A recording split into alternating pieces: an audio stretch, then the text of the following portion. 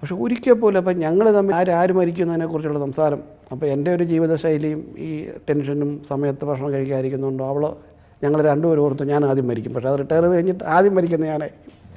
അപ്പം ഞാൻ അവളോട് ചോദിക്കും, നീ കെട്ടുമോ, വേറെ കെട്ടുമോ? അവൾ ആദ്യം പറയും ഞാൻ കെട്ടും. സംശയം എന്നെ കരുതി ഇതൊക്കെ പിന്നെ ആരാ നടത്തുന്നത്?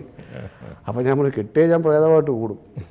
കുറച്ച് കഴിഞ്ഞപ്പോഴേക്കും ഞാൻ ചോദിക്കും, എടീ നീ സത്യമായിട്ടും കെട്ടുമോ? ഒന്ന് കെട്ടിയത് തന്നെ ഇത്ര ഗതി കെട്ടി, ഇനി ഒന്നുകൂടെ എന്തിനാണ് കെട്ടുന്നത്? അപ്പോൾ ഞാൻ ചോദിക്കും നീ എവിടെ പോയി ജീവിക്കും? എൻ്റെ ഇളയ സഹോദരിയുണ്ട് അങ്ങ് ന്യൂസിലാൻഡിൽ. ഞാൻ അവിടെ അടുത്ത് പോയി ഇവിടെ വെച്ച് താമസിക്കും. ഒരു രീതിയിൽ ഇവൾ ആദ്യം പോകുമെന്ന് അറിയത്തില്ല. അങ്ങനെയാണ് 54-ാമത്തെ വയസ്സിൽ ആദ്യം ഇവൾക്ക് ക്യാൻസർ വരികയും പിന്നെ ഒരു മാലപ്പടക്കം പോകുന്ന പോലെ അങ്ങ് സ്പീഡിൽ പോവുകയാണ്. ഈ അർബുദത്തിൻ്റെ ഒരു വലിയൊരു സംഭവം. അത് മനുഷ്യനെ അങ്ങ് അത്ഭുതസ്പത്തരായി നിൽക്കുന്ന രീതിയിൽ അങ്ങ് പടരുകയാണ്. അപ്പോൾ ഒരു സ്ഥിതി വന്നപ്പോഴേക്കും മനസ്സിലായി ഇനി ഇവൾക്ക് 3 മാസമുള്ളൂ. അപ്പം കുട്ടികളുടെ കല്യാണം കഴിഞ്ഞിട്ടില്ല, ഇവിടെ ഒരു ബിസിനസ് നടക്കുന്നു, അങ്ങനെ 100 കൂട്ടം പ്രശ്നങ്ങൾ. പെട്ടെന്ന് കുട്ടികളുടെ കല്യാണം ഫിക്സ് ചെയ്യുന്നു, അത് നടത്തുന്നു. 1 മാസം കൊണ്ട് തന്നെ കല്യാണം നടത്തി. അടുത്ത 1 മാസത്തിനുള്ളിൽ ഇവൾ മരിക്കുമെന്നുള്ളത് അവൾക്കും ഞങ്ങൾക്കും എല്ലാവർക്കും അറിയാം. അപ്പോൾ അവൾ എന്നോട് പറഞ്ഞു എന്നെ കൃത്രിമമായിട്ട് ഒരു രീതിയിലും ജീവിപ്പിക്കരുത്. അപ്പോൾ അവളുടെ ഫാദറിന് അസുഖം വന്നപ്പോൾ ഇങ്ങനെ വെന്റിലേറ്ററിലിട്ട് 1.5 വർഷം ജീവിപ്പിച്ചു. അത് വെറുതെ ഒരു മാംസമുണ്ടം പോലെ കിടക്കും, കാര്യമില്ല. അപ്പോൾ അവൾ പറഞ്ഞു let me go naturally and I will wait for you there you come. അതാണ് പുള്ളിയുടെ വസ്തുത. അങ്ങനെ അവൾ 15 ദിവസം മാത്രമേ വേദന അനുഭവിച്ചുള്ളൂ. ബാക്കി 15 ദിവസം നോർമലായിരുന്നു. 15 ദിവസം ഭയങ്കരമായ ഒരു അവസാനം ഒരു ദിവസം ഞങ്ങളെ വിട്ടുപോകുമ്പോൾ അവളെയും കൊണ്ട് ഞാൻ കൊണ്ടുപോകുന്ന അടക്കാൻ കൊണ്ടുപോകുന്ന ഒരു സിംതരി ഇവിടുന്ന് ദൂരമാണ്. അപ്പം അതിനകത്ത് ഇവളുടെ ബോഡി വെച്ച് ഞാനും കുട്ടികളും ഇരിക്കുമ്പോൾ ആദ്യം ഒരു പാട്ട് വരുന്നു, സമയമാമൃതത്തിൽ ഞാൻ എന്ന് പറഞ്ഞൊരു പാട്ട്. പള്ളിയിലെത്തുന്നതിന് മുമ്പ് വണ്ടിയിൽ ഇട്ടുകൊണ്ട് പോവാം. രണ്ടാമത്തെ പാട്ട് നോക്കുമ്പോൾ ഞാൻ തന്നെ കമ്പോസ് ചെയ്ത പാട്ട്, പോകുന്നേ ഞാൻ എൻ ഗൃഹം തേടി ദൈവത്തോടൊത്ത് ചേരാൻ.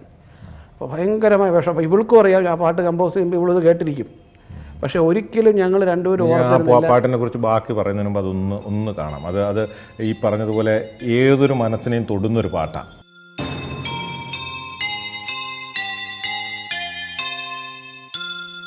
പോകുന്നേ ഞാനും എൻ ഗൃഹം തേടി ദൈവത്തോടൊത്തുറങ്ങിടാൻ, എത്തുന്നേ ഞാനെൻ നാഥന്റെ ചാരി പിറ്റെന്നൊപ്പമുണർന്നിടാൻ. കരയുന്നോ നിങ്ങൾ എന്തിനായി ഞാനൻ സ്വന്ത ദേശത്ത് പോകുമ്പോൾ?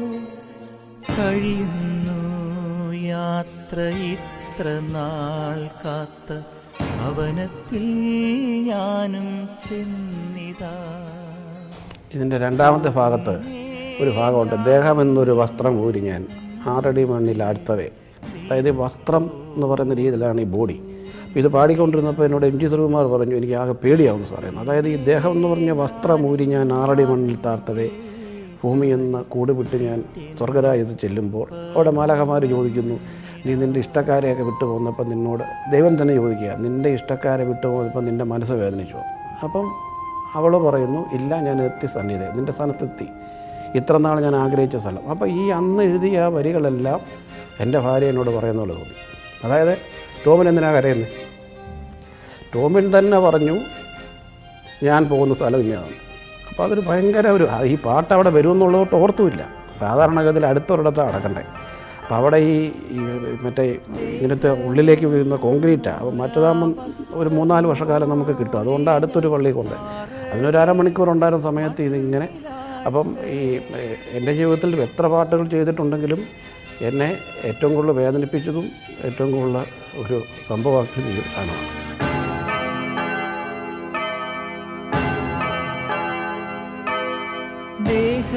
ദേഹമെന്നൊരാ വസ്ത്രമൂരി ഞാൻ 6 അടി മണ്ണിലാഴ്ത്തവേ, ഭൂമിയെന്നൊരാ കൂടുവിട്ടു ഞാൻ സ്വർഗമാം വീട്ടിൽ ചെല്ലവേ, മാലാഖമാരും ദൂതരും മാറി മാറി പുണർന്നു പോ. ആധിവ്യാധികൾ ഉപാധികൾ അന്യമായി കർത്താവേ ജന്മം ധന്യമായി. അന്ന് ചെയ്തപ്പോൾ അതൊരു വെറൈറ്റിക്ക് വേണ്ടി ചെയ്തു. പക്ഷേ ഇതൊരിക്കലും ജീവിതത്തിൽ വരുമെന്ന് ഓർത്തിരുന്നില്ല. പക്ഷേ ഫാക്ട് 54 വയസ്സിൽ പോയി. അപ്പോൾ 54 വയസ്സ് ടു എയർലി. സാധാരണ എല്ലാവരും റിട്ടയർമെൻറ്റ് കഴിഞ്ഞ് ഞങ്ങളുടെ സർവീസിലെ ഒരേ ഒരു വിഡോവറാണ് ഞാൻ. ബാക്കി ആർക്കും ചിലരൊക്കെ ഡൈവോഴ്സൊക്കെ ചെയ്ത് നിൽക്കുന്നുണ്ടെങ്കിലും ഭാര്യയും അല്ലെങ്കിൽ ഭർത്താവ് പോകുന്ന ആദ്യത്തെ ആളാണ് ഞാൻ. അതൊരു വലിയ അവളെ ഉണ്ടായിരുന്നപ്പോൾ വില അറിഞ്ഞില്ല. അതാണ് സംഭവം. കാര്യം അഷ്വേർഡാണല്ലോ നമ്മളെപ്പോഴും ഓർക്കുന്ന ഒരു അഷ്വേർഡ് സംഭവമാണെന്നാണല്ലോ ഓർക്കുന്നത്. അത് മാറുമ്പോൾ ഉള്ളൊരു വിഷമം അത് ഭയങ്കരമാണ്. ഒരുപാട് പ്രതിസന്ധികൾ ഉണ്ടായിട്ടുണ്ട്. ഇതൊക്കെ നേരിട്ടു ധൈര്യത്തോടു കൂടി എന്ന് പറഞ്ഞ നിങ്ങൾ എന്തുകൊണ്ടാണ് ഇങ്ങനെ പതറിപ്പോകുന്നത്, ഇങ്ങനെ കണ്ണീരിലായി പോകുന്നത്? എനിക്കെന്തുണ്ടായാലും പ്രശ്നമില്ല. അപ്പോൾ എന്നെ ഈ അറ്റാക്ക് ചെയ്യുമ്പോഴൊക്കെ എൻ്റെ ഭാര്യ ഒരു പൂച്ചക്കെട്ടി പോലെ ഭയന്ന് പേടിച്ചിരുന്നു. അത് വളരെ ചുരുക്കം പേർക്ക് അറിയാവുള്ളായിരുന്നു. എന്നെ അറ്റാക്ക് ചെയ്താൽ പോടാവില്ലെന്ന് ഞാൻ എടുക്കും. ഐ ഡോണ്ട് മൈൻഡ്, ആർക്കെന്നാ ചെയ്യാൻ. പക്ഷേ ഭാര്യയെ സംബന്ധിച്ചോളം എന്തോ പ്രശ്നത്തിലാവുന്നു, അവൾ ഭയക്കുന്നു, അവളെ ഇവിടുന്ന് മാറി നിൽക്കുന്നു. അതൊക്കെ വലിയൊരു വിഷമമാണ്. അപ്പം ഞാൻ അവളോട് പറയാൻ എന്നിട്ട് ഒരു ചുക്ക് അവസാനം വരാൻ പോകുന്നില്ല, ഇതൊക്കെ പൊളിറ്റിക്കലാണെന്ന് അവൾക്കും അറിയാം. പക്ഷേ അതവൾ ഫേസ് ചെയ്യാൻ പറ്റില്ല. അവൾ വേറൊരു കൾച്ചറില്ല ജനിച്ച് വളർന്നതൊക്കെ.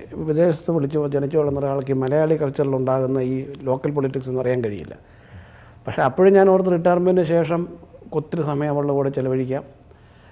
ഇപ്പം ഞാൻ കൊടുക്കാതിരുന്ന സമയവും മറ്റുള്ളതെല്ലാം അവൾക്കപ്പം കോമ്പൻസേറ്റ് ചെയ്ത് കൊടുക്കുക. സാധാരണഗതി മിക്കവാറും പോലീസ് ഓഫീസിൻ്റെ എല്ലാം ജീവിതത്തിൽ അങ്ങനെയാണ്. അവർ ഈ ജോലി ചെയ്യുമ്പോൾ എല്ലാം വെട്ടിപ്പിടിക്കണം, എക്സൽ ചെയ്യണം, എല്ലാം നന്നാക്കണം എന്നുള്ള ചിന്തയിൽ കുടുംബത്തെ പലപ്പോഴും നമ്മൾ അവഗണിക്കും. അവർ പിന്നെ അതങ്ങ് ശീലിച്ച് മക്കളുടെ കാര്യങ്ങളുമായിട്ട് നിൽക്കും. പക്ഷേ റിട്ടയർമെൻറ്റിന് ശേഷമാണ് ഈ ഭയങ്കരമായിട്ട് ഈ അഡ്വസീവ്നെസ് വരുന്നത്. കാരണം പിന്നെ നമുക്ക് ആളില്ലല്ലോ. ആ സംഭവമാണ് എനിക്ക് മിസ്സായിപ്പോയത്. ഇങ്ങനെ ഉണ്ടാകുമായിരുന്നു അറിഞ്ഞിരുന്നെങ്കിൽ, ഒരു സൂചന ഉണ്ടായിരുന്നെങ്കിൽ ഞാൻ ഒരിക്കലും ഇങ്ങനെ ആയിരിക്കത്തില്ലായിരുന്നു എൻ്റെ കരിയറും പ്ലാൻ ചെയ്യുന്നത്. ഓരോരോ സ്ഥലത്ത് പോകുമ്പോഴും എനിക്ക് തോന്നുന്നത് ഈ ക്രിസ്മസ് ദിനത്തിൽ ഒരുപക്ഷെ പ്രേക്ഷകർക്ക് ഞങ്ങൾ ഈ ഇത്ര നേരം സംസാരിച്ചതിൽ നിന്ന് നൽകാൻ പറ്റുന്ന ഏറ്റവും വലിയൊരു സന്ദേശം ഇപ്പറഞ്ഞതായിരിക്കും. മാസങ്ങൾ കഴിഞ്ഞു ആ മരണം കഴിഞ്ഞിട്ട്, എങ്കിൽ പോലും അദ്ദേഹം ഈ സാഹചര്യങ്ങൾ ഓർക്കുമ്പോൾ അദ്ദേഹത്തിൻ്റെ മനസ്സിൽ നിന്നുണ്ടാകുന്ന സ്നേഹവും കരുതലും അതിനെ തുടർന്നുണ്ടാകുന്ന നഷ്ടബോധവും ഒക്കെ അതാണ് ജീവിതത്തിൻ്റെ യഥാർത്ഥത്തിലുള്ള സന്ദേശമെന്നും അതൊരുപക്ഷെ ശ്രീ ടോമൻ ജെ തച്ചങ്കരിയിൽ നിന്ന് ലഭിക്കാവുന്ന ഈ ദിവസത്തെ ക്രിസ്മസ് ദിനത്തിൻ്റെ ഒരു സന്ദേശമാണ് എന്ന്